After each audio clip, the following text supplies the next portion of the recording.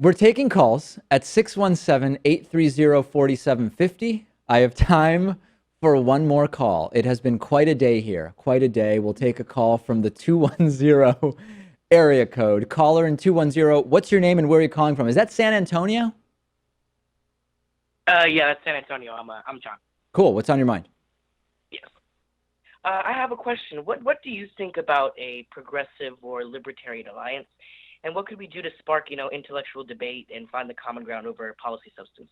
Yeah, so I think that there are definitely overlaps between sort of traditional libertarians and progressives when it comes to social issues. There are sometimes some overlaps when it comes to issues of constitutionality and free speech. I think where there's kind of a barrier sometimes is, although at first glance you'd think on many economic issues there'd be a natural alliance between libertarians and progressives Uh-huh. on a sort of anti-corruption point of view, the sort of extreme free market libertarians would be at odds with a Yeah, the lot of the laissez-faire. economic ideas of progressives. So I think that you're right to think about whether there might be some alliance against much of what Trump is doing. And I think there's something to that. But also fundamentally, a true progressive and a true libertarian might be pretty significantly at odds on economic policy. Because we think that the government should do more to step in.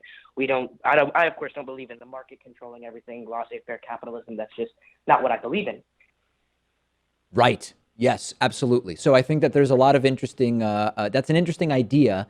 I don't know exactly how you make it happen politically because libertarians very often sort of end up voting for Republicans, even if they recognize that much of what Republicans stand for isn't really aligned with them. So I think there's something to it. What do you think, Pat? This may be an oversimplification, but if you divide policy into three categories, you have domestic, foreign, and social. I mean, libertarians and liberals agree on 2 out of 3 of those things. Right.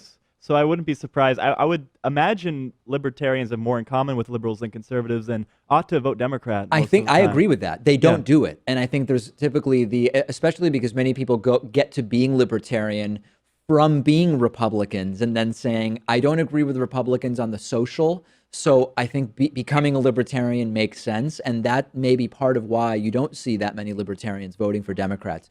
Really good question. Really appreciate the call. All right. Thank you. Thank you so much for answering the question. All right. Have a good one. Okay, that does it for today. We are all out of time for calls, but the show is not over. It continues. Thanks to everybody who called in. We'll talk to you again next week. Interview coming up next.